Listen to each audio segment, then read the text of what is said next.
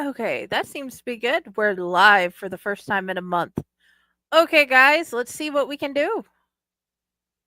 Everyone thinks because you're a zombie, you don't know good coffee. Well, they're wrong. There's only one brew that gets my seal of approval.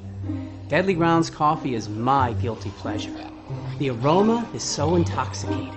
It brings all of my neighbors out of the woodwork. Deadly Grounds coffee.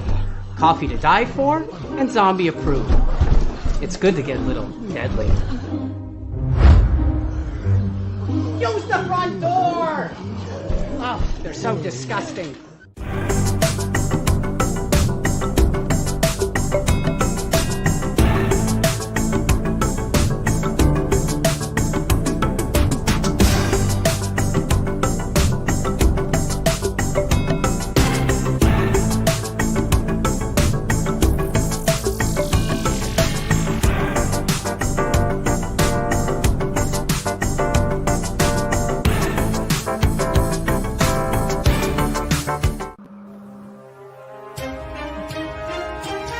The Dorkening and all affiliated shows are not intended for anyone under the age of 18.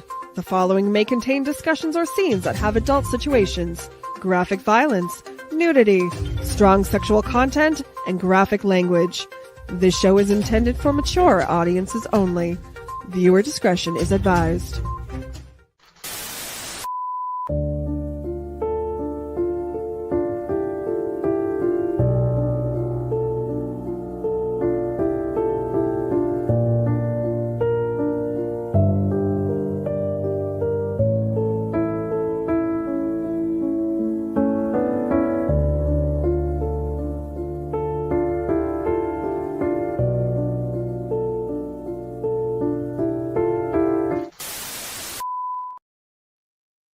And welcome to another episode of Corpse Garden Storytime. Corpse Garden reads. I don't know. We're going back to our roots today because we have so many awesome things to say. This is Patty, Patricia Harris, one of my most favorite people. I'm so grateful you're here. And there's welcome to our Hi Jason, we love you. Hey. Everybody's gonna halfway to Halloween thing, so we figured we'd do one of our own with scary stories. And now two of my favorite people are in that screen over there. I don't know if I'm pointing in the right area. I think this way. Which way is the right direction? I never know. Wow. Hi. Hi. Welcome back to the show. How are you guys doing? Okay. I probably have a stomach disease. Oh God. Really, I don't know this thing. Okay. I hope you feel better soon, dear one. I'll try not to. I really hope you do try to feel better, but either way, that's up to you. It's your own body. Who am I to say? So, hi. Hello. How is your him I was going to be on here, so of course he had to come up and say hi. Like I told Jason to begin with, I would stand in front of the president himself and say, yeah, this is my buddy. Anyway, hello, Mr. President. We came to say hi. But I don't expect that to ever happen. Live on TV in front of the president and everybody. It's one of those, I'm not that. Yeah. And so I actually have a story from childhood that fits your theme. And that's why I came on. That is good. I have brought one that I wrote. Yeah, there was always a couple different, it depended on who told it. There was always a couple variations of it. I grew up all over the place, but when I was 11, I moved into my stepfather's house in Southern Maryland. We lived in Port Tobacco. And there's a story over in Port Tobacco of a ghost dog, a blue tick coonhound to be exact. So the story, the basic story, and it, like I said, it changes. But the basic story is that this man and his dog stayed at a tavern, and one thing after another, he bragged or told or said something, and the thieves at the tavern decided that he had money they could take. So they followed him from the tavern or a house, or I'm not sure. The house was Rose Hill, and I'm not sure if it was a tavern or somebody's house. Like I said, the story changes depending on who tells it. Anyway, the thieves followed him, and they picked up a big rock and smashed him and his dog in the head, killing them both, and took his money. Well, the thieves, Nanjamoy, which is not far from Port Tobacco, is mostly swampland. The area, the joke is that the Nanjamoy mosquitoes can carry off small cattle. So the thieves took off with the money through Nanjamoy, and they are said to have been followed by the ghost of the dog, who proceeded to, from what all the stories say, kill the thieves. And it's said that every year on the same day, he is seen again, the ghost of the dog. And he will follow the same path that the thieves took. The plantation or house or whatever that Rose Hill property was has a rock on it with a blood stain that will not go away. It is literally been there for ever. And depending on the story, my stepfather always told it that the dog would lose parts as it went. You know, the ghost of the dog would lose parts as it went. So depending on where you saw it, sometimes it would be whole, sometimes it would be 3 legs, sometimes it would be 2. And it would always end up being different depending on the day he was telling it. My stepfather was a man who really did know how to tell a creepy story when the man wanted to. But yeah, Southern Maryland, the blue tick hound or the blue dog, depending on who's telling the story, I figured it'd be one that you would enjoy. Oh yeah, it definitely fits. Oh, like yesterday, for those who had not joined us, on Shivers, Stephen had got a lot about had gotten some wonderful haunters to come on. I think there were 4 in all, and they had told the haunted like experiences and other experiences that they've had or people around that they knew had at their haunts or from investigations of how ghosts had interacted with them.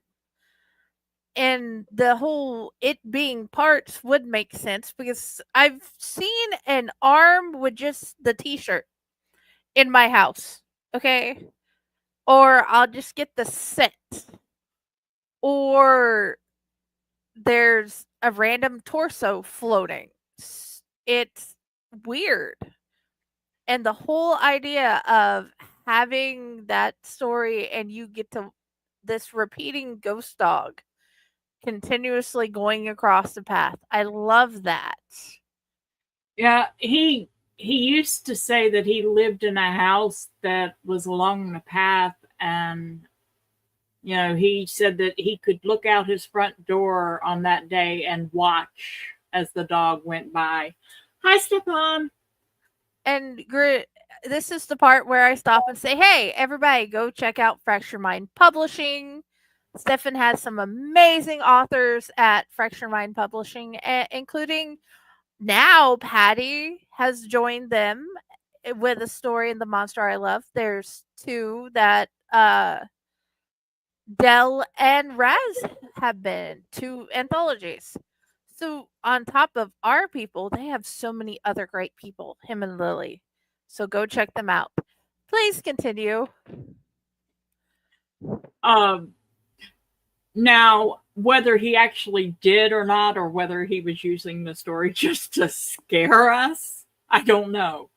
But he also talked about living in a house where there was a Revolutionary War soldier that would come down the stairs. And I don't know how much truth was in it. That one I don't have any other proof of, other than this was a story he told. But it was one of those that the way he described the sound on the stairs, it was just creepy. The dog, he focused on a lot of the same elements that everybody else told. It was something that, you can look it up online. It's legitimately there. I think I sent you like 3 different links that had the story. I will add them to the group later, guys. I haven't had time yet. It's been a full day. But when he talked about the Revolutionary soldier, it was just so much focused on the sound. It was like a hollow wood sound of this ghost coming down the stairs. And, he would describe the dog, and it was almost comical the way he described the dog, because this image of this dog losing parts as it's going through, it makes sense, but it was comical in a way. It wasn't scary. Oh, yeah. But the one he told about the Revolutionary soldier, that one was freaking scary. Oh, yeah. Our Revolutionary soldier, it wasn't one that, it's one of those that we could picture because we saw. On the last episode, I had told this story. There were kids that we'd play with. Our cousins were always at our uncle's house, and we'd play with them. They always had the same clothes on. Every visit, the same clothes. So we just thought they wore them as play clothes, Yeah. And as we got bigger, they never got bigger. They were always the same age and size. And then one day we would always play hide and seek or play with the ball. They'd roll the ball back and forth with us, okay? We just thought they were real kids. And one day we had asked mom if they could come with us and have a sleepover like our other cousins has had. And she's like, "No, they're tied to the house. They're not going to leave because because their dad, it's my uncle's house. Their dad doesn't leave." "What do you mean they're tied to the house?" "Baby, they're dead. They're ghosts." And I'm like, I couldn't understand it then. And I know their dad was still there because my sister, my sister had got up to go use the bathroom, and there was an adult that met her in the hallway. He was dressed weird, but he's there in the middle of the night at our uncle's house. He must be trustworthy. So she walked with him to a room. And the room didn't look like it did when we were awake for her. It looked like when he was alive. And he had showed her this chest with toys and other stuff in it. And she's like, "Okay, I will come play with it when we get up. I gotta go back to bed. I'm sleepy." And then when she got up, he was gone. My parents were like, "Okay, you met your uncle." And it was great, but also he was dead. He'd been dead for a long time. and the chest was still there, but the room did not look like it was the only thing that was still there from when he was alive. It did not look like that when she got up. And it was one of my favorite things about that house. They're still there and they interacted with us, but I never knew. We didn't understand because they look like real people to us. They Yeah. hide and seek and rolling balls back and forth. How are we supposed to know they're dead? We're too little to understand the clothing thing. And children actually do see ghosts more easily than adults do. So that doesn't surprise me in the least. I don't And know if my it's mom could always bring receipts. yeah. Sorry, please continue. Well, I don't know if the reason why children I don't know if the reason why children see ghosts better is because they still believe in magic or what. But Stefan put me in We're bad. not old enough. I know. Children have not gotten to the point where they are taught common sense. The Exactly. problem with a lot of this is what people call common sense. With my mom's story, she could usually bring receipts. Like the burns are still there. And because one of the houses, she didn't want to go in there and she wouldn't stay in there long. And after it was a day and they just ran away because the ghosts in the house were bad. They were evil. She could feel that. I've They got burned them. They burned her parents. That's how they believed her. I've got one in my attic that is, I want to say malicious, but he's only malicious for certain people. Ah. It's like if there's a whole lot of noise, I'll feel him and he'll be angry feeling. Mhm. Most of the time, we keep the attic door blocked off so we don't feel him. But he's still there. Yes, it is a good safe word. But normally I go with pineapple. Thank you. Mine's banana, thank you. Pineapple, pineapple, pineapple. But anyway, I it's like these stories, if you look in that you know the story that I had put in Allight Menagerie. All of the when you look at it, there you could find the truth in the story. Right. Because they weren't originally my stories. I just put a new coat over it, you know? The entity, the repeater ghost, and the little boy. The little boy was mine, but the other two were mom's. I think in a lot of ways, all stories have a veneer that the writer puts over it, but some some element of them are going to be hi Mike, some element of them are going to be um external, I want to say. Oh um yeah. and I got into an argument with my eldest over this. I was doing a redo of a fairy tale. And he said, "But do you know how many times that's been done?" And I said, "Yeah, but it hasn't been done by me." It's like that Romeo and Juliet at the beginning. This is a story that has been told before, and now we're going to tell it again, but different. It doesn't matter if it's been told a million times before. If you haven't been the one to tell it, you're going to put your own twist on it.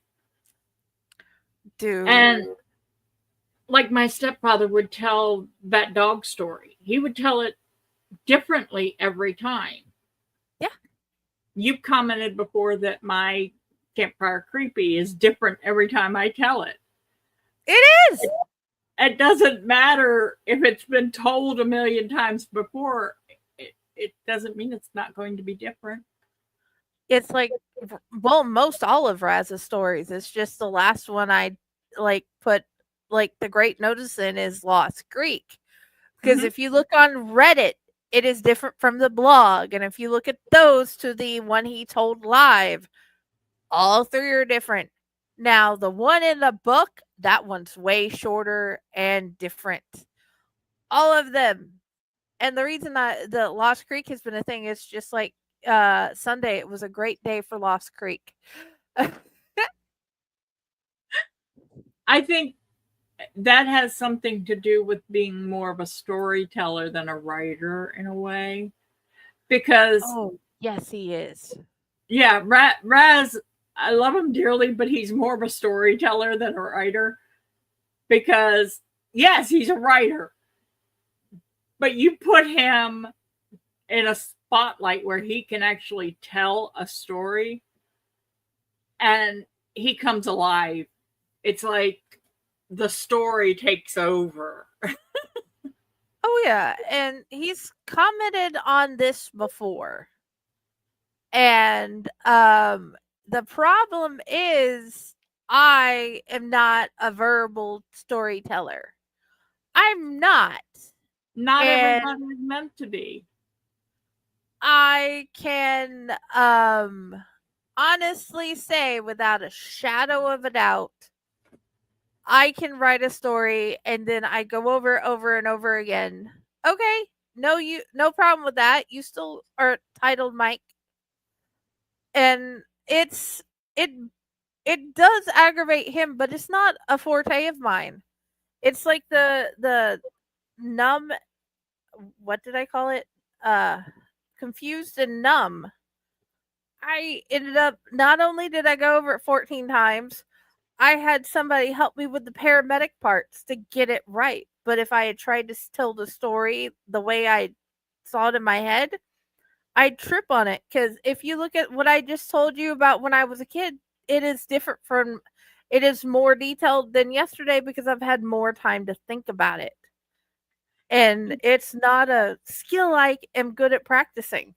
Well, it's funny. I've had a couple people comment that my stories end up being very poetic in nature. You know, they have more a verse way of how they're told. There's not as much straightforward.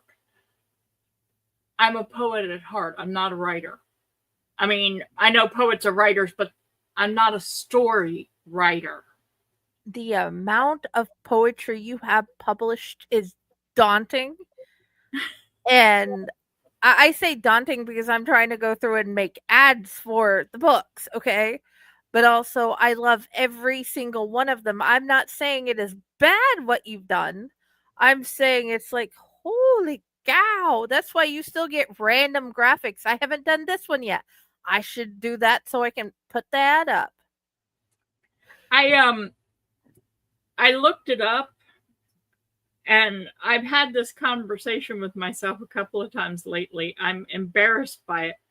When is the word prolific too much? And I ask that because Emily Dickinson was considered a prolific poet.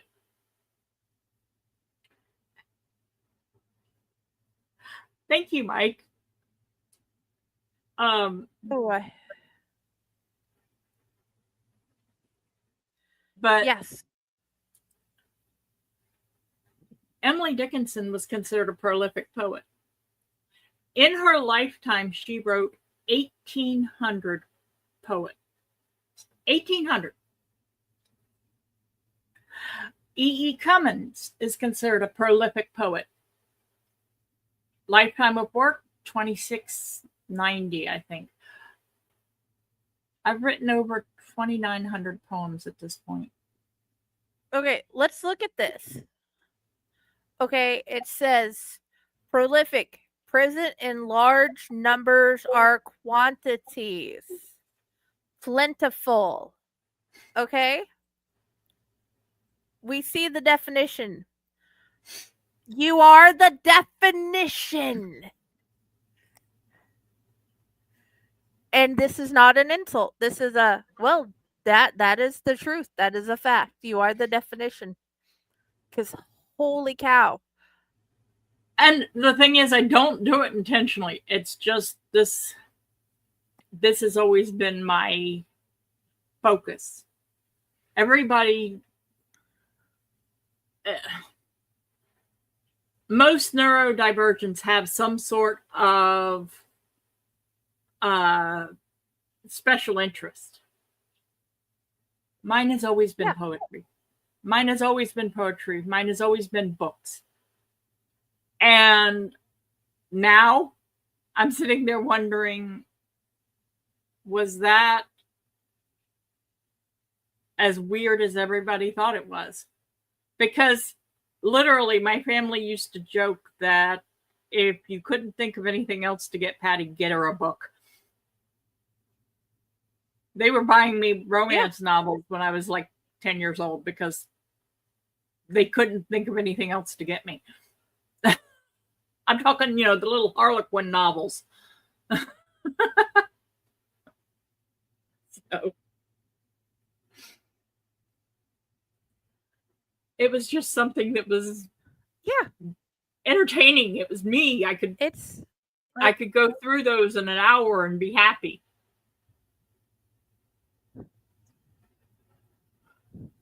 Now I'm sitting there going, now I know how to make them, and it's a great gift, but it takes so much time to make them that I feel bad for going through them so fast.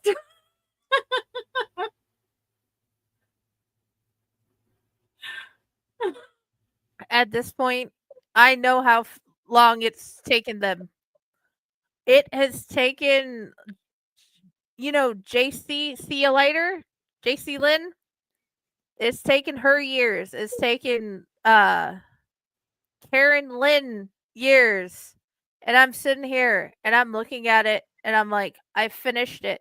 I've reread it. I've read it 5 times.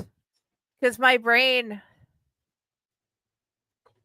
and the reason I've written so much poetry lately is I can't, my brain can't keep doing the stress thing. I can't, it's like you can't keep worrying. You can't be stressed. And so Patty has given you all these things. Make them. And now I have like a decent sized stack of notebook paper with 2 to 3 poems on each side, except for a couple of them. It's like there's 2 of them where the whole entire front and back are one poem, but it's like, well, you're calmer and you've written a whole lot of poetry. And I'm like, where did this come from? One of my therapists when I was younger told me that poetry is a coping mechanism. I took it to heart. Yeah. It is. It is the mechanism, and you've given me prompts, and it's made it easier. And right now, the only book that is actually on my desk, that's only because I have books everywhere. But the only book that has managed to stay on my desk is a poetry book. Do you have any idea how much of these on this thing are of you? Oh, yeah.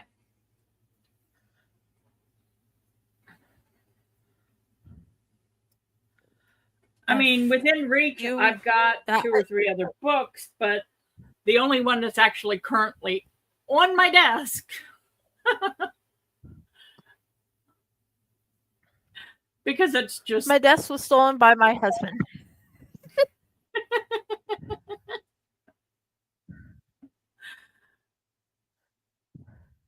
And well, if I had known years ago that I could do what I'm doing now, I might have been doing it years ago.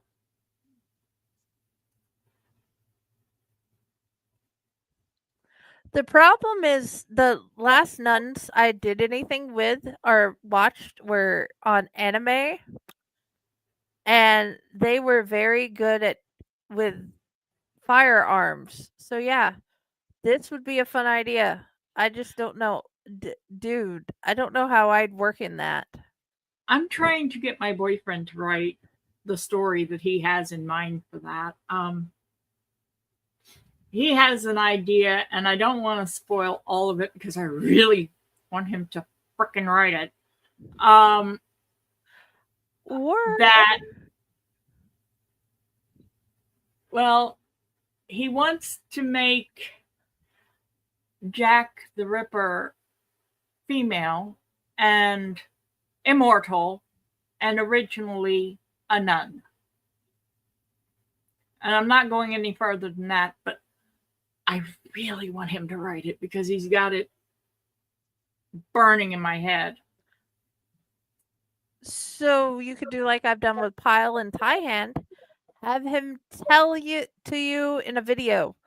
I've uploaded it to YouTube so I can save it and get the transcript and work on it from there. I've suggested that, and he's like, but I'm not sure where I want to go with this. And he's being persnickety about it. So it'll probably be a couple of years before I get him to really sit down and write it, whether I want to know the story or not. I had hoped the Raz would join us by now. I would.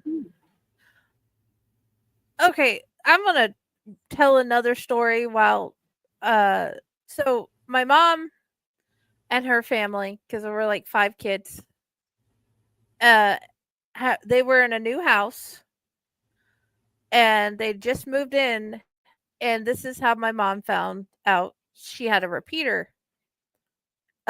She woke up and she looked at the door because the door opened and there was a man standing there with a gun, and he shot at her, and he shot at her sister, and then brought it back. I had hoped he would join us, Stefan, and then he brought the gun back and shot himself, and he dropped to the floor and he disappeared. She crawled to the foot of the bed and found out he was gone. And then he'd come back and continue doing this every night Ugh. until they left. And she had no idea what to do with that because she didn't learn how to start dealing with these things until she got older. And it's like insane how this works, man.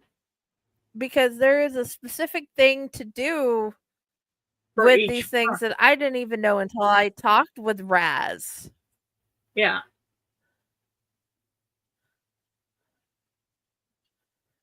Honestly, I can't imagine what it must be like for them to be stuck.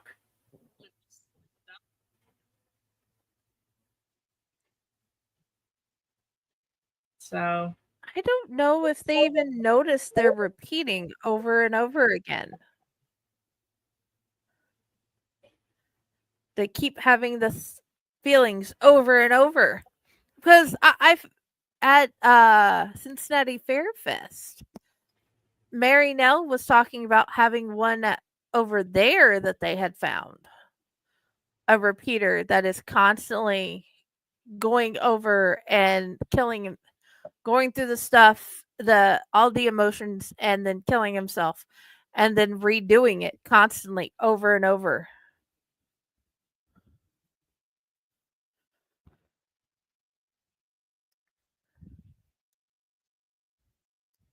Good night, Mike.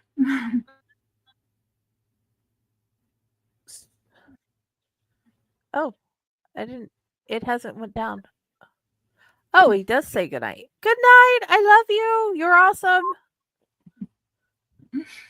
Sorry, I I just will noticed it. share That's the why I thing said something. from her art later. Dude, yes. Do you have another story to tell? Um,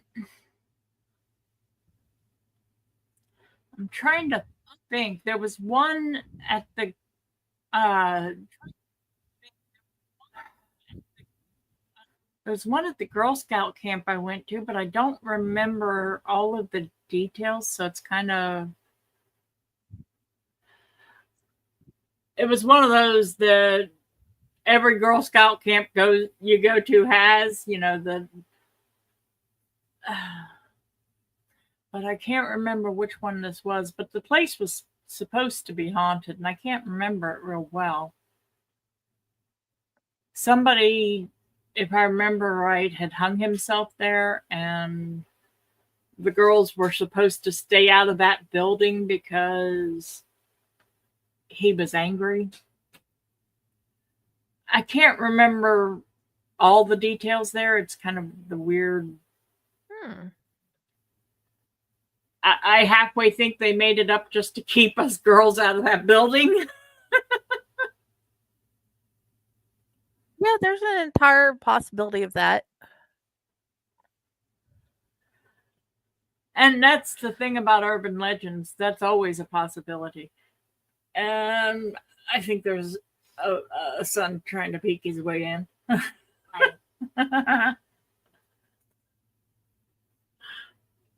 You got any ghost stories? Hi.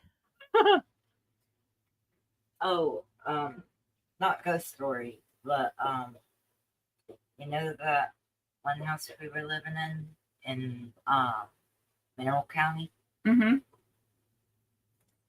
Well, in the kitchen there was that ghost with like the goblin nose.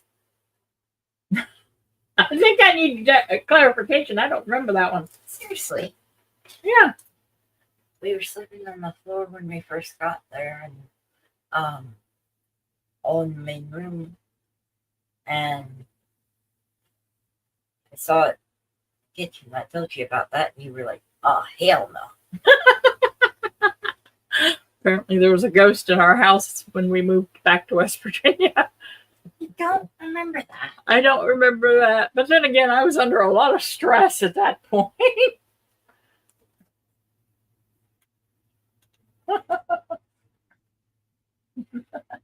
Okay. About the attic ghost, at least. Yes, I did tell him about the attic ghost. Oh, hey, you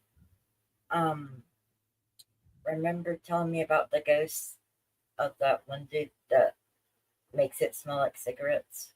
Oh, yeah, there's also a ghost in my hallway that the only thing that exists there is the smell of cigarettes. None of us smoke. Okay. So, and people that It's like, why come to does the it house smell that like actually cigarettes? believe in ghosts have actually noticed the smell. They're like, what is that? Something weird. Well, that's how I told my grandma's around. We were putting It's the hairspray. poop, and Joe reached a certain level on the ground, and it started smelling bad, like an ashtray. Like his ashtrays when I was little smelled like. Oh, No idea why, but lovely. not that. It's fun. Oh, there's also a cat ghost downstairs now. We when our Luna died, we buried her on the property, and not only have we seen her, heard her, but the neighbors have seen her looking through the window. Yeah. Leonard's still here. I've seen him. He's knocked down more pumpkins.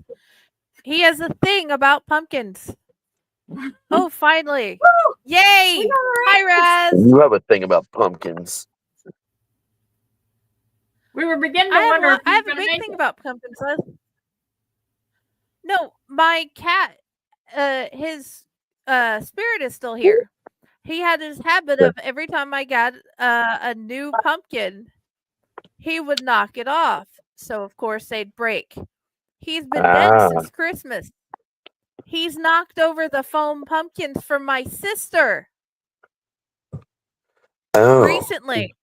When I And I'm just like like, when I just strolled in here and heard something about liking pumpkins, I thought you were talking about that story I told you about forever ago with that guy that has relations with pumpkins.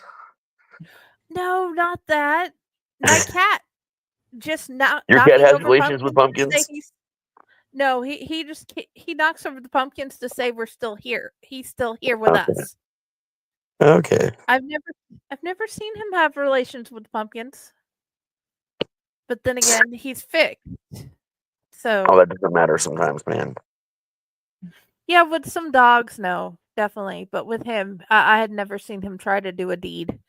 Anyway, hi. Welcome back. Hello. We're so happy to hear you. Yeah. Yes. There's just so much going on with the move and just everything going on, man. I thought I'd be strapped back in and ready to broadcast sooner than I was, but yeah, still trying to figure shit out. Yeah, it's hard. Life is hard right now. It is, but it's mostly all Yeah. hard for good reasons for a change, so that's always a plus. That is good. Definitely a plus. That is Do definitely a you have a plus. story for us? Do I have a story? What do you want a story about? Spirit, a ghost of some type So of that ghost story. one that I haven't told you before. Oh Jesus! Give me a minute. Let me think about this. Let me take it in. I do have a lot of good Okay, haunting stories. oh yeah. I managed to pull one that Friday here hadn't heard. So Nice. I think I got one. I don't think I've ever told you guys about the butcher's house. Um, I have no idea. I so think over so. at the first haunted trail I worked at, my very first haunted attraction ever. I was 12, going on 13. Um, I've told stories about this area before. A couple different stories about the woods over there in the past on different shows. But the butcher's house was this old, really, really fucking old, 3-story house, just kind of on this weird jagged corner to where if like you didn't pay attention to the curb, like people had actually hit the house before. Um, no, this place was just it was decrepit. Sometimes you'd go by it and you would see fully paned glass windows. You'd go by it again 5 minutes later, and apparently that was an illusion because they were all boards now, right? They were all boarded windows over. Um, things like that, little things like that would change about the house all the time. Glass, no glass, boards, no boards. Sometimes no boards or glass. It just like the house would just morph when you look at it. Sometimes it was closer to the street. Sometimes it was farther away from the street. The original story about this place is this guy would he'd marry someone in the city, which was not very far away. And but he'd had this little house in the country back before that area wasn't very popular. It was mostly just farms and old abandoned properties back then. He would marry this woman, and they would move out to his place in the country, and he would ritualistically murder her, devour some of her organs at different times, and then bury her in the earthen cellar of his home. Because you had your earthen cellar, your main floor, then your second floor, and then your attic. This went on for they don't know how many decades. In the late 70s, there was a call on the property from a neighbor that had just recently built a house over there, that there was a bad smoke coming from the yard. They'd heard screams and shouts, etc., etc. So the cops bust in. And when they bust in, this guy has got this woman strapped to a wooden dining table with a middle leaf out. And she's not conscious anymore. She's not alive. She's bled out at this point in time. And he was in the process of about to take a bite out of her heart when they shot him almost a dozen times. While he was being shot, he still took a bite of that heart before he finally ended up dying. When they dug out his property, because they smelled the backyard, they pulled 20 something women out of the backyard and around 2 dozen from the earthen cellar. I'm telling you all this because when I was young, this was one of the places I investigated because it sounded like a fun thing to do. I'd read the police reports about this place. Um, A family member of mine who I cannot name what was at one time a cop in that area and would always tell you about like, the unexplained things, like the strange cases and stuff that he'd heard about and that sort of stuff. And sometimes I actually got to see police reports, was really cool. Super cool actually. So we decided we're gonna go in, and this was back in the '90s when people forgot they had kids and no one gave a shit. So we went in to where the entrance was to the cellar, and we just busted the door in and went down in there. No, there's been no electricity to this place in probably a good 20 years, 30 years. Uh, yeah, about 20 years by that point. But there was like a natural luminescence almost in the cellar, like, and it was night, so there's just a weird glow about the room that we never found a source for. But you could hear people, multiple footsteps on the floors above you. We assumed at first that other people were breaking into. And it happened sometimes in the '90s. You'd think you were cool staking on this place. You'd go to break in and find like 10 other kids already broke in that night.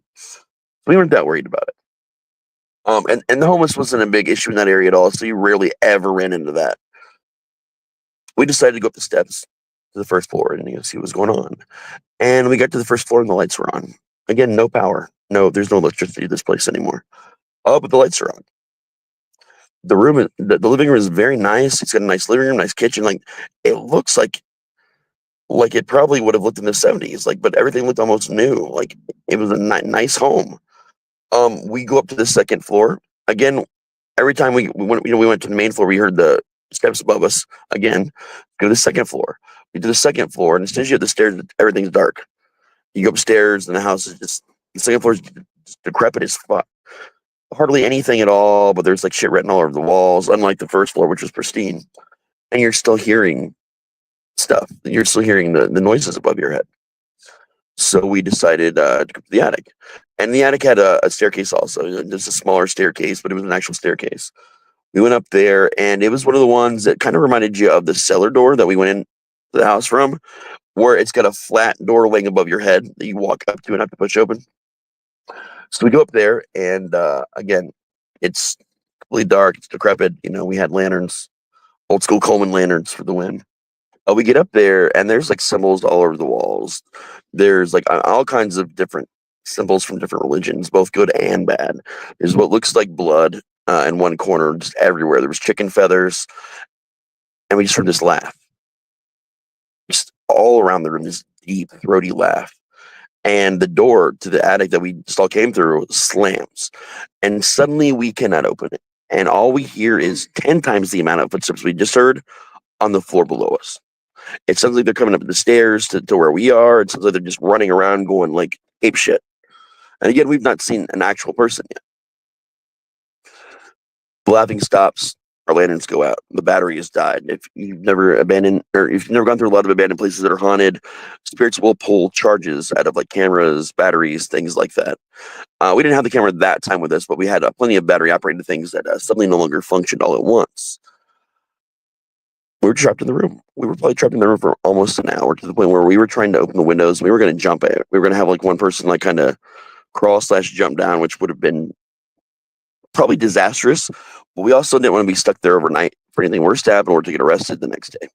It was right next to the FOP lodge, the Fraternal Order Police, and they did do stuff over there sometimes. So we didn't want to get arrested.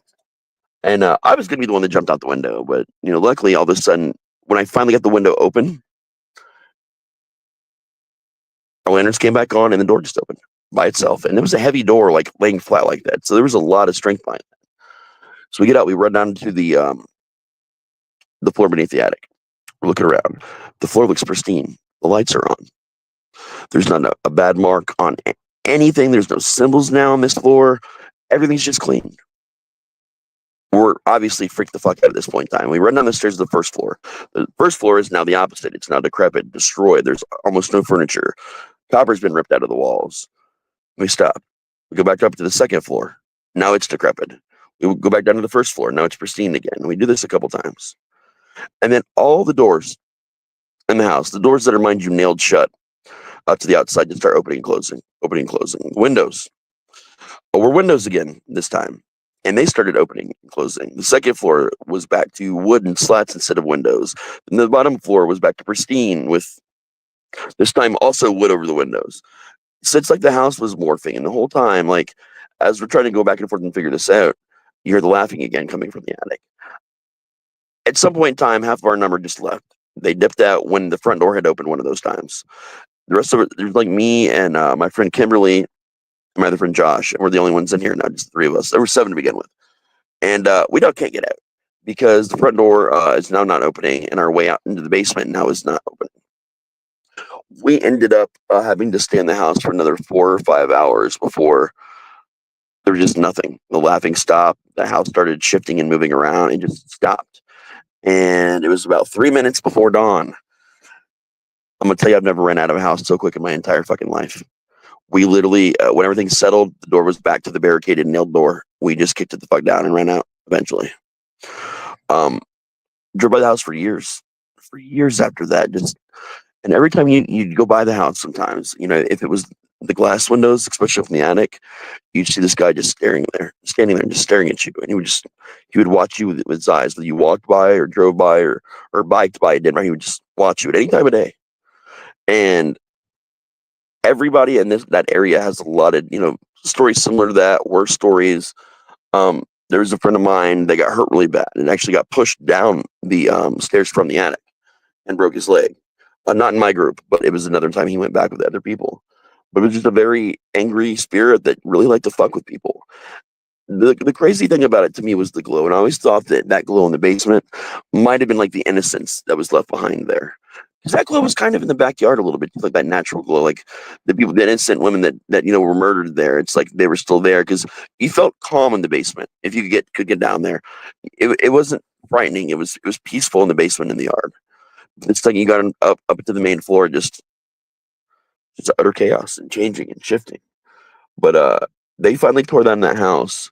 I'm going to say 2005, 2006, somewhere around there, and that lot's just sat there empty. But they never dug up the bodies from where the cellar used to be or the ones from the backyard. So this is just an empty plot ready for a home to be built on top of bodies.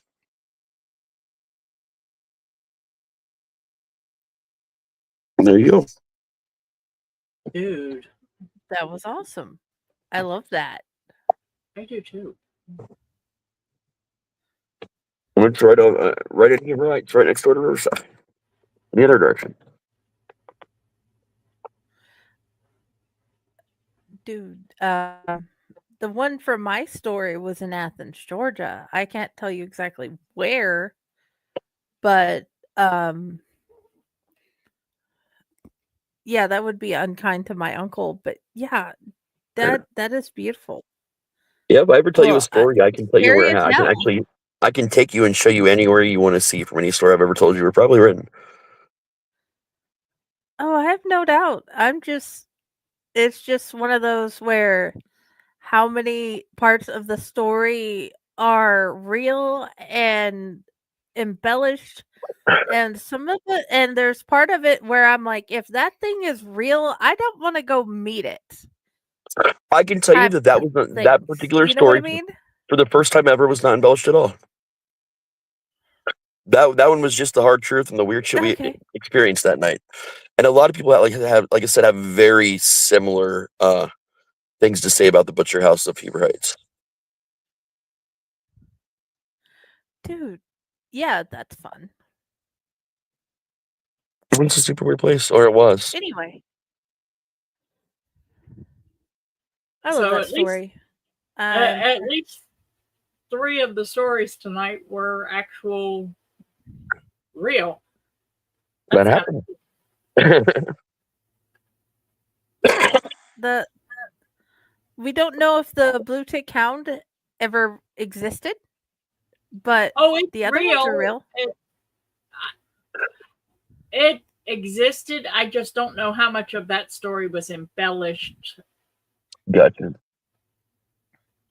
It's existed. Yeah. There's too many people that've seen it. You can go to the place and see the rock. The rock exists. There's a blood spot on it. The stain's there. The hound is seen every year. It's just whether or not it loses parts as it moves along, or it goes through to follow the path or the other embellishments that I'm not sure of. Gotcha. But the hound is seen every year, so. Okay.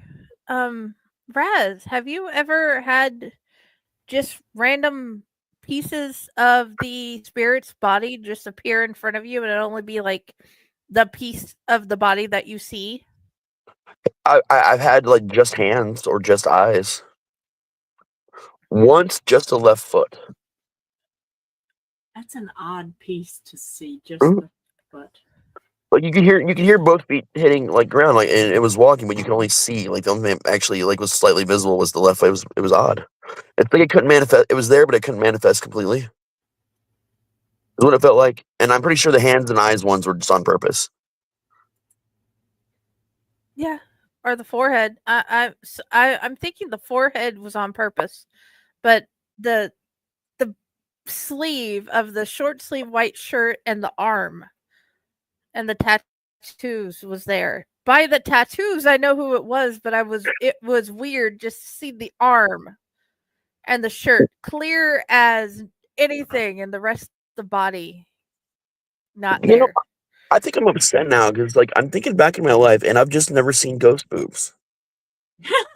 Like not once have I ever just been randomly flashed by a ghost, and I've seen a lot of ghosts. And you'd think at some point in time, the odds are that would happen.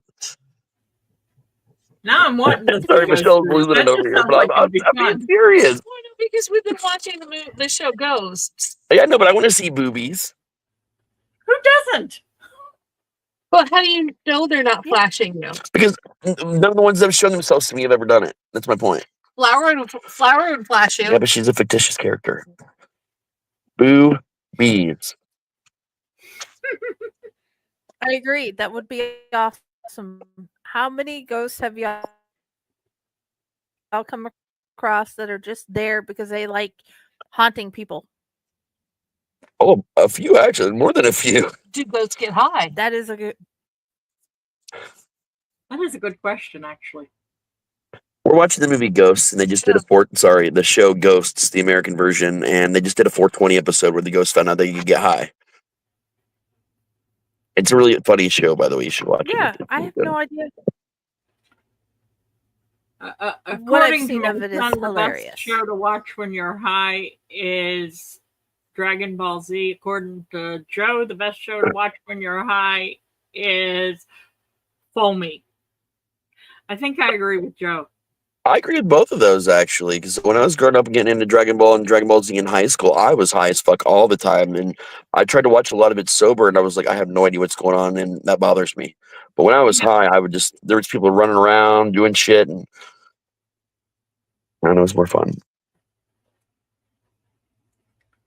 I personally think Yeah, the best show out to of all watch the when you're princes- high is it wrong to pick up girls in a dungeon? I've heard of that one. It's funny as fuck, and there's a whole lot of boobs. You know, I've never tried to watch that one high. Yes. You had me at boobs. I'm gonna have to watch the show now. It's on although- Hulu. Did I pick, what is it called again? Yeah, Is it they're wrong nice to boobs. pick up a Very girl nice in boobs the in that show. dungeon? Is it wrong to pick up girls in a dungeon? Yes. I want to check that out.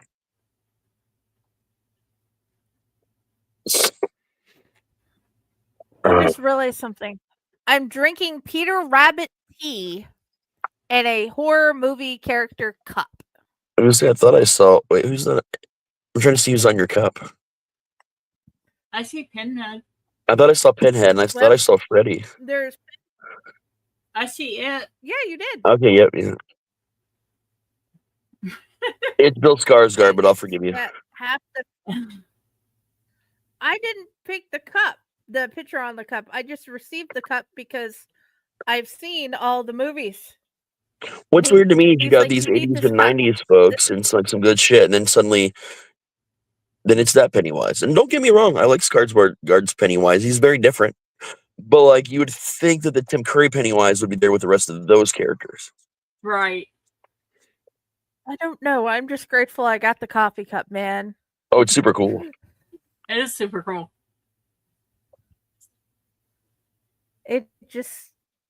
It's just weird to me that I am like, Peter Rabbit tea in a horror movie cup. I wonder how many adults actually do this.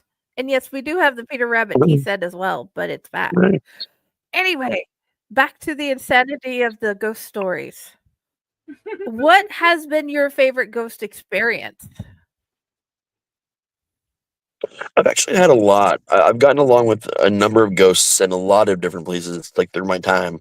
I've obviously had some very bad experiences that I've talked about many times before, but I think my favorite one right now is the little boy that lives in the hut.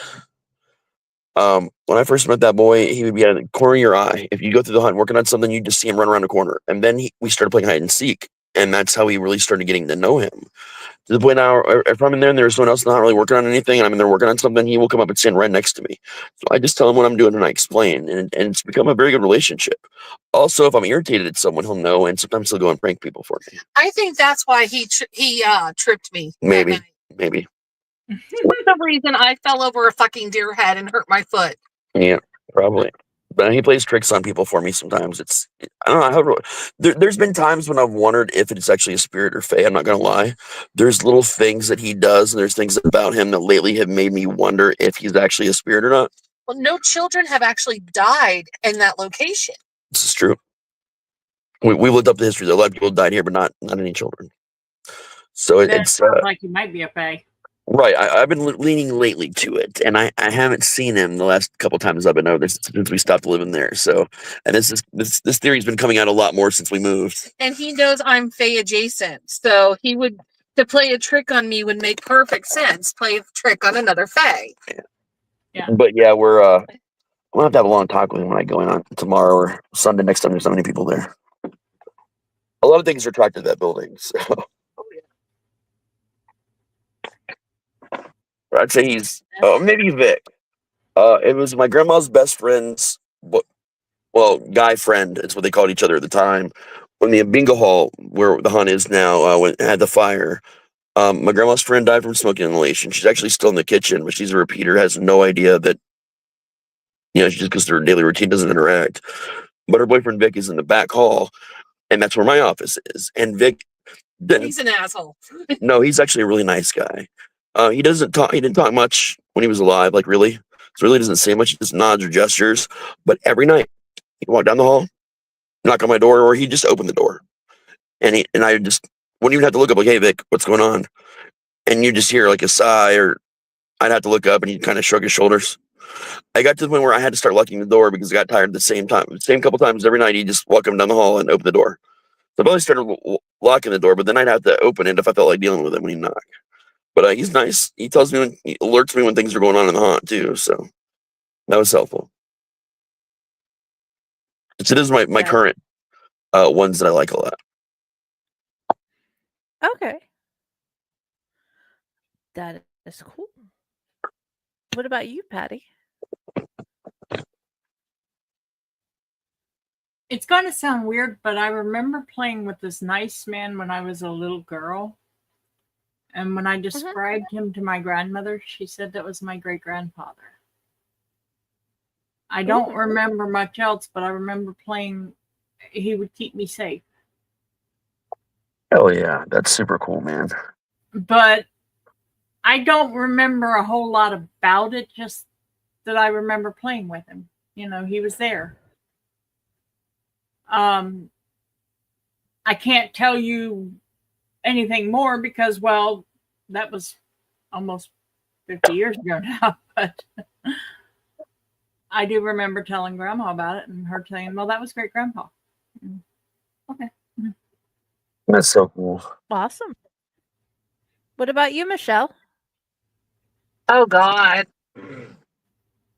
Jeez. There's been so many different ones that I've had. I don't know, I think you can think of a lot more negative experiences than positive experiences. Yeah, in your I've had case. a lot of negative experiences with spirits. They, on the other hand, love me, but the spirit world does not like me as much. As far as I seem to attract negative spirits. She probably didn't A start lot. meeting a lot of good ones until she started hanging out with me. Yeah, but no, I really don't. There was a little boy in the house next door when I was growing up that I don't think was a little boy because the house wasn't old enough to have a little boy that would have died in that time period that he claimed to have died in. So again, I think it Yeah. was a Fey type creature, but It's very that's possible. like literally most of my encounters with spirits have been very bad. There was a little girl that lived in the apartment. She was nice. She The apartment. didn't talk much. Which apartment? After we lived with Jason the first time. She You never never saw her? No, I told you she never dealt with me. Yeah. For some reason, spirits generally don't interact with her positively if they're around. Because I'm Fey adjacent. To the point where if we're somewhere like out and there's woods, all I hear is finger symbols for fucking hours on end until they irritate me, and I go tell them to shut up sometimes. I'm not doing anything. I'm not doing anything. They're just saying, "Hey, I'm here. Yeah. Come see me." And I can't come see them because I don't want to disappear Okay. for the rest of my life. I think you should go see them. Understandable.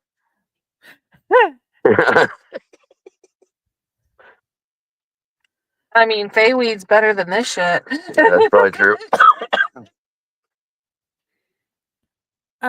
I remember Ice Age finally came out. It was playing on TV, and I remember sitting on the couch talking with my mom, talking about how the different actors were in different TV shows and where we thought we saw them from and everything. And then we usually waited till the end to find the names to see if they were in those other TV shows.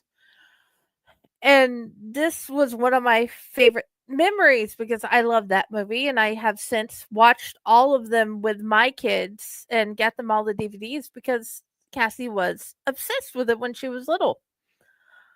And I looked back at the time when the movie came out and started playing on the movie channels. My mom had died in 1999. The movie came out in theaters in 2002. And I realized after I got older, I was just sitting there watching movies and talking with my mom, my dead mom, on the couch. And I'm like, dude, it saddens me, but she still watched movies with me. That's fucking awesome, dude. That is awesome. Oh, yeah. I And actually that is why that is like my favorite. I actually just remembered something when you were talking about that. I remembered something shortly after my oldest daughter was born. We weren't in the house that my father passed away in, but there's a picture that my mom had up on her headboard that was of me and him probably this summer before he passed away. Actually, 2 summers before he passed away because he was still healthy looking and all that. And so I'm in my mom's room helping her go through her dresser and all this stuff. And we've got the baby laying in between us. Like, she's only a couple months old, not old enough to be able to fixate on anything far away in a distance, And she was fixating on that picture and like up in the top corner of above the bed where that picture was, and just kept looking up there and laughing and smiling. And I looked at my mom and I was like, Dad's talking to her right now. Because my dad passed away when I was 8 years old. So he would have never seen her because this was, oh God, I was 20 plus years old when that happened.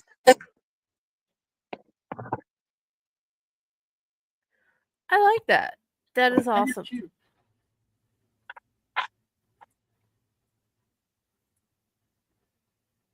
This this is why I love ghost stories and real life ghost experiences. Some of them are really good. Some of them are beyond terrifyingly bad. Yeah. But there's just something about them since I was little, since I found out, oh, I was playing with ghosts and I didn't know I was playing with ghosts. Yeah. That say what? How many kids have imaginary friends? Had imaginary friends growing up that were probably ghosts. Yep. That is a question. In my house, my parents, I found out that even though the teachers at school told me they were imaginary, they weren't because my parents could see them. They just couldn't Yep. see them at school because one would usually come with me whenever I was really little.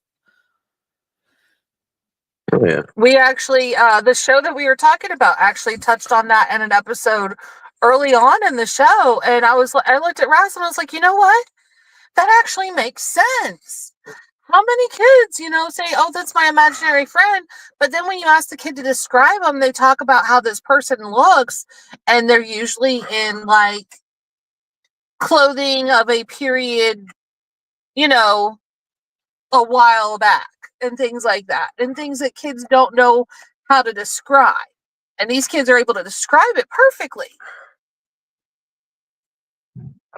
Oh yeah.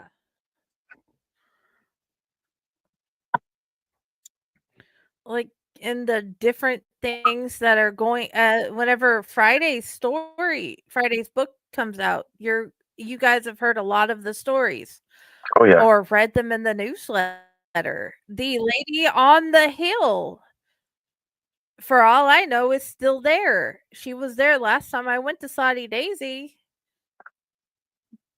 and that's been a while back. That's been 11 years. No, 10 years now. And she was still there on the hill when we went. Mhm.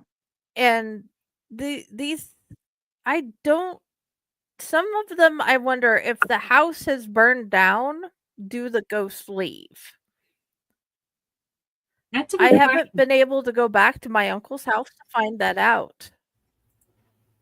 Chances are no, because it's not about the physical structure. It's about the boundary of the property The line. boundary of the property line. Yep. And again, we learned that from ghosts. I mean, that's common But common shit sense from. that Yeah. If you really look into a lot of it is the original boundary of the property, which is why sometimes, so when a ghost died like 100 years ago and had a giant farm, that ghost can be seen in multiple houses because it was later divided up into different parcels. The ghost wasn't alive then. The ghost was from the time period when the boundary of the home was. I think that's one of the reasons why I have always said I didn't want to be buried. Mhm. I've always had this feeling that if I'm buried, I'm coming back as a ghost, but if they cremate me, it'll release me. Right, right. And the thing is, houses are haunted. The ground is haunted. The house just happens to be on the ground. And that would make sense how there are certain communities where the one ghost could be seen in multiple different other people's houses. Yep. And the people who believe have come together and talked about it and like, oh, she was in my basement. Oh, she was in my kid's bedroom. And it's like all of them put together. How large Right. was this person's property? And that's for as many things as the show Supernatural got right, it's rare that a ghost is actually tied to an item. There's some folklore to support it, but not very strong folklore to support items. It's usually ground or people that are haunted. Now they can become obsessed with an Yeah, object and they can follow you because you took the object, but it's rarely an object. but that is one of the things we were wondering yesterday on the show because some ghosts weren't there until the objects were brought in. The ghosts were fascinated with that object and followed it around because of an obsession. Typically. That is an interesting answer. Hmm. Or they were haunting the person that transported the object and saw a much more interesting place to hang out to pass their afterlife. And to choose a haunt to do it, I like that idea. I think if you're sentient as a ghost, hopefully you've got a sense of humor. If not, you're just angry. You're full of a place where people are getting scared. You know what I mean? So there's something I think Oh, maybe that makes them feel better. I don't know because the ones that they had talked about around those objects weren't bad, Right? weren't mean. So yeah, that was curious. Well, and that brings up the question of, again, This is what ghosts are actually bad or mean. It, to them, Going on. they're just basically living their life as they see it. So, what we see as bad and mean, it is a question of the afterlife again. Right. It's it's bringing up a whole lot of possibilities into it. I don't know if that oh makes yeah. any sense. Yeah, it does. It definitely makes sense.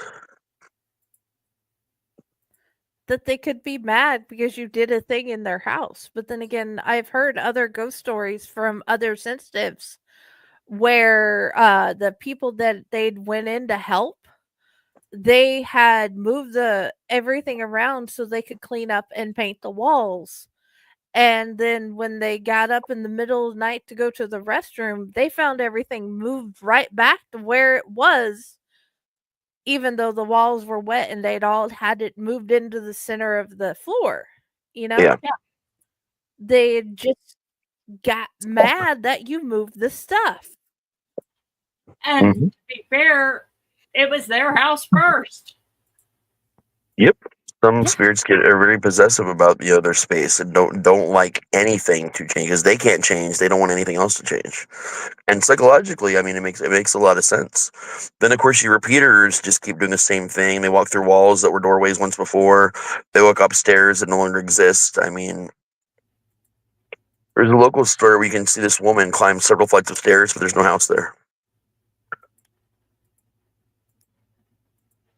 Or like that guy who had shot who was in mom's bed and then killed himself. And then he just disappeared after he had done that. Yep.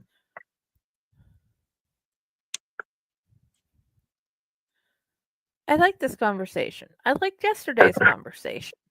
I want to be there so bad yesterday, man. Like, I don't even think I could stay the whole time today. Everything's just been so nuts. I But know, good but nuts. that is good. And I will tell Stephen, however his name is pronounced, that you'd given one of your stories on the episode today, and he can come back and listen to it. Yes, I have him stories personally. I'm just glad to hear from you again. I know, man. I've been kind of Yes, we were MIA for a excited. while. I've been trying to pop on shows here for at least a little bit, like when I can. I've been missing Yes, you. I miss you guys so much. I really do. and I have I had personally, no idea what to say, so I just send gifts. I appreciate it. I mean, it's a lot of good stuff that's going on now. It's the stress is good stress. It's like we're moving. There's a lot of things we need to do, but like we can breathe because we have a home, and that's what's been missing for what 3 4 years now. It feels like it's not having a home. It changes a lot, like psychologically, like when you have a place again. Yes. Yes, it does. And I'm glad to Like hear my that. Yeah, I'm in a much better headspace than I was before. I'm just trying to breathe, and I actually just temporarily dropped out of school. I finished the one degree and started the other, and I was like, you know what? I got 3 weeks, and I'm like, I need a break. I've been going to school for 8 fucking years. I need at the minimum a full semester off. So I'm actually taking time that off sounds of that to write. Well, I'm slowly trying to get back into writing more and just breathing. Breathing that is is good. awesome. Yeah, I've been spending a lot of time outside on my porch, just doing nothing. Just when I can, just sitting there and just breathing. That's good because the just being is sometimes the best way to decompress. Oh yeah, and I found out that I had the perfect storm porch. We had a bad storm. Lightning hit something down the street and made even the cops and the EMS and fire went down that way right after it happened. And as bad as it got, up to 70-mile-an-hour gusts, I stood on that porch and barely saw or felt on the porch an actual spray of water. Hardly anything at all. Well, good. So I got to That is enjoy like awesome. I was out there for like probably 3 hours during that storm. Oh, I got a fire pit in the backyard for when it stops storming. Oh yeah. I'll have to do a campfire episode. I actually had a campfire Well, that is awesome. That would be awesome because I've that I put like. you at a campfire and a Halloween story with a Bigfoot name, and you can guess why I've decided to name him Jesse, right? Yeah, I got you. That's And funny. you guys are teaching the kids, both you and him are teaching the how to tell stories from both y'all's culture. And Sage is listening to this as she's getting the food grilled and everything. Hell yeah. And then she joins in later with her story. But it's one of those I needed to bring in a couple of friends in to Yeah, this I feel story that. to make it better. I hope you don't mind that you were one of the friends I brought in. Oh, of course not. Never. I never mind.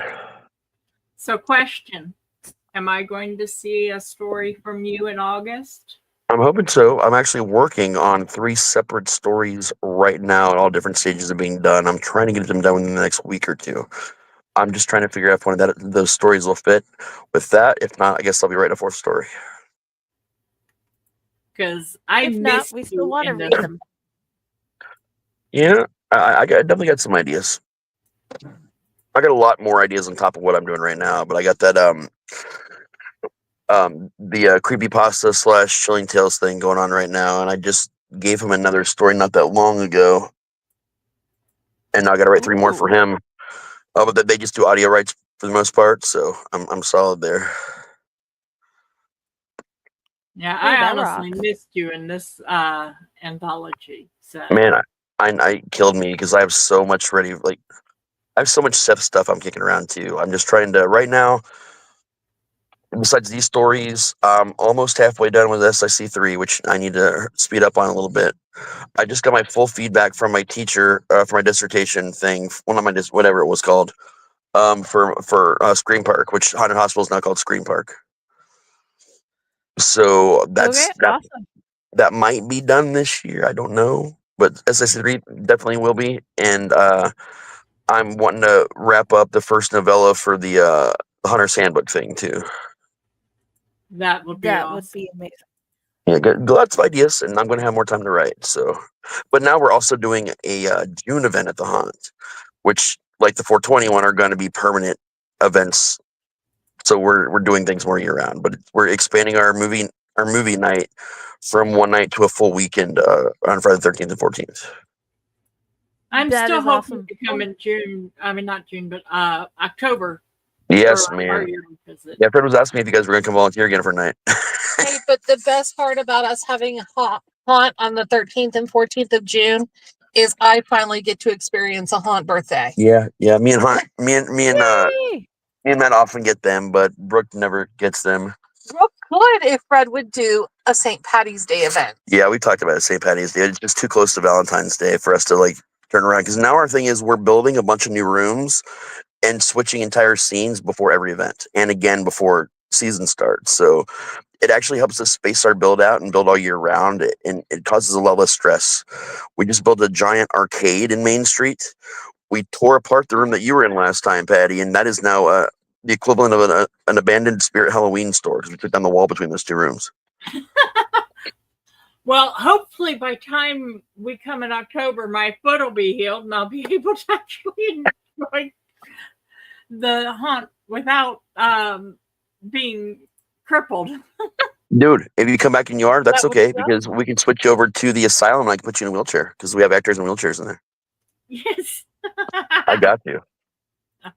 Oh yeah, and viewers, my kid's school allowed her to use the Harshman House, Riverside Chronicles, the Harshman House, for her book report, and she got 106%. So your schools may allow you to do a kid's horror book too. So that is her recommendation to all of you guys because I think this is the 4th read. Oh yeah. Tell them what you just found out is going to happen at the convention. Oh, I did final this convention I'm doing in 2 weeks from today. Final boss over in Rio Grande, Ohio, on the border of West Virginia and Ohio. I think Gallipolis is also over there. Yeah. I met someone that bought. I think they bought Riverside Chronicles and book 1 and 2 of SIC at the time. Last year, yeah. Last year, messaged me earlier this week, and wanted to know if they could be listed as my biggest fan because ever since meeting me, they've read both books multiple times, and they've gone and read other stuff I've done, and they're obsessed with my writing, and not a stalkery way, but wanted to get permission if she could do a cosplay of Riker. And I was just fucking floored. And she's like, would that offend you? I'm like, first of all, no, that would not offend me. Not only that, but like you're doing a gender bend Riker, which is even more awesome to me. Like that's special right there. And you can He's do whatever epic. you want as long as you run with it and you're creative. And I promised her that when I meet her and everything, I'll give her hugs, sign anything extra she needs for free. And I'm going to give her probably an arc of 3 when it comes out this year. That will be amazing. Works. I can't wait to see that. All you have to And- do is get an address from her email wise, Yep. and Yep. we can definitely do the arc. That's not a problem. And I'm excited because the last time I met a fan, they became my sister / best friend, and that's Jenny. So like that's really cool. Yeah, I hope she becomes such a good friend too. And oh yeah, Thank you. viewers, on the blog, the Fake Horror blog, you're gonna find this adorable little boy in a Ninja Turtles mask and a sword, and that is his Lincoln I love it so much. That was an cosplay. adorable cosplay. That made It me really smile so was. big that day. So yeah, Lincoln's Halloween. He loved that story because we read it on my computer, and then we found sister's copy, and then it lives in his bed. So he sleeps with it. One I of Fred's love this youngest kid. grandson, we call him Goat. That's his nickname. He saw a Lincoln book sitting on the table one day because I sell books at the haunt. He's like, "What's this?" And Michelle's like, "Do you want me to read it to you?" And he said, "Yeah." So she sat down and read him the book, and he stole the copy from me and keeps taking it everywhere. That is awesome. Goat's adorable. See, I told you, you write amazing things. You really do. You will get another Riverside Tales for sure for Kids Book Week, though. That's a guarantee. Okay. Last year with Yay. Lincoln, a mom had to buy his last 2 copies because she had twins and she was only going to buy 1 copy, but the twin she set down to get her money out took the other copy and just took off with it. And she's like, I guess I'm buying them both. Well, she bought herself a copy of Riverside, so it worked out. Riverside Chronicles. So. That is Don't so blame her. awesome, though. I did give away a couple copies of Lincoln. One was to a very brave Indian girl. I think she was 5 or 6 years old. No, she was 6 or 7 years old. She'd never been to a haunt and wanted to be brave, and she was terrified. Well, she met Matt as Props the Clown outside the haunt, just walk around outside a little bit, and kind of fell in love with him. And she said she would go all the way through and be brave if Matt would walk her through, and he did. And when I met her, and when I met her, we were all so excited. We're talking to her, but I forgot to give her a book.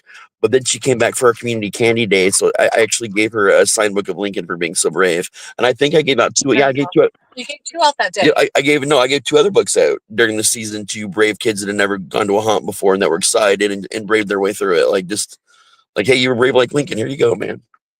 So now I have to keep those books around to give out to special kids that are doing this for their The first time. parents thought it was the best thing ever for somebody to just, oh, your kid, how much is the book? No, your kid did this. They deserve it. Yeah, just take it. Yeah, that is awesome. And some of the parents bought books too, so that was great. I didn't do it for that, but it was cool. It's always cool when you get somebody that actually, wants your book. Yeah. This was the convention I killed it at last time in 1 day, so I'm really hoping that this 2 day I can sell it. I hope so too. If not, I met a lot of awesome people last year, and I'm seeing some of them again, and get a chance to meet a lot of new people. Oh yeah. The guy that did the voice for Majin Buu in Dragon Ball Z is going to be there. Oh, neat. Dude, that is epic. Yep, That the is original art creator for Mortal Kombat's going to be there. There's a couple. Professor Oak. Oh yeah, Professor Oak from Pokemon is going to be there. He's there every year, apparently. Oh yeah, he yeah, lives he's in there. the area. Yeah, he lives in the area. and what's his name from Night of the Living Dead? Oh, One of the original creators, not It was George Romero and another guy, and everybody forgets the other guy's name. I know his damn name. I met him a bunch of times. I'll he's remember actually later. the one that did like Return of the Living Dead and Yeah, he ended up splitting off for Return of the Living Dead. But he's always there. And then the actress, she's a voice actress for Tifa in the Final Fantasy VII. in the Final Fantasy VII games, but she also in Glow on Netflix. She played the goth wrestler. Yep. Oh, The goth neat. metal wrestler. That is epic. So Matt doesn't get to get his Rita Repulsa this year. Yeah, he meant Rita Repulsa from the original Rita Repulsa from Power Rangers last time. That is awesome. She was a sweetheart too. Dude, it took him all day to get up the nerve to go to her booth. And she would like grin at him when he walked by, and he'd walk faster. And he had an eye line. Like literally, he set his chair up She waved at us a bunch of times. in our booth because if you looked right across, like all the way across the convention center, you saw her booth. Our booths were like directly across from each other, but across the entire hall. Yeah. And he put his seat in just the right spot so he could Stare watch at her all her day. the whole time. And she's gorgeous too, so it makes perfect sense. And this is why Matt plays Friday the 13th, Jason from Friday the 13th on our movie nights, because he's a stalker. Oh yes. Dude, that is awesome.